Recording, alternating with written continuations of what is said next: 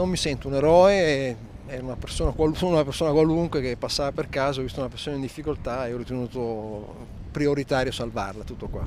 La prima cosa che mi viene in mente è bene per il signor Giuseppe, è importante che lui sia salvo e poi chiaramente che sia andato bene per tutti quanti. Non mi sento un eroe, a dirti la verità. Mi sento una persona normale e così vorrei che fanno tutti. Non ho pensato due volte, ho visto una persona che stava morendo là, e ci siamo buttati subito, cioè, non c'era niente da pensare. Una questione di attimi. L'auto con Giuseppe, un anziano di 85 anni che affonda nel canale Battaglia, loro che di fatto insieme, senza essersi mai visti prima, si lanciano in acqua.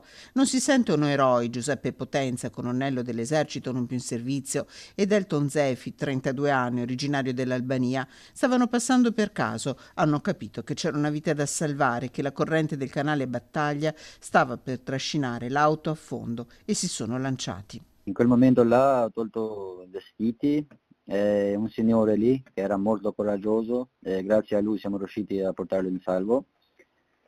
Mi fa aspetta che ti dico io quando entrare.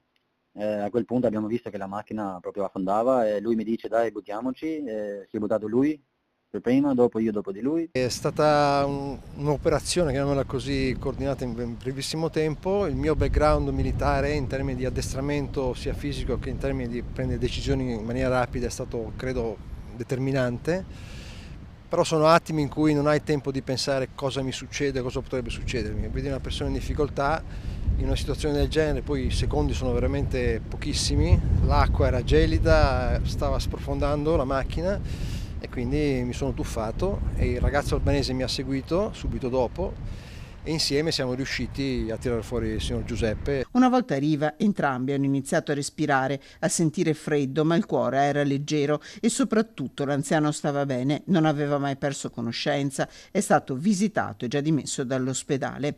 In serata la telefonata a Elton e Giuseppe, i suoi due angeli. La vita va avanti, ma il gesto di un attimo sperano possa servire. Io spero che questo mio gesto, con quello aiutato da Anton, serva a dimostrare qualcosa a qualcuno.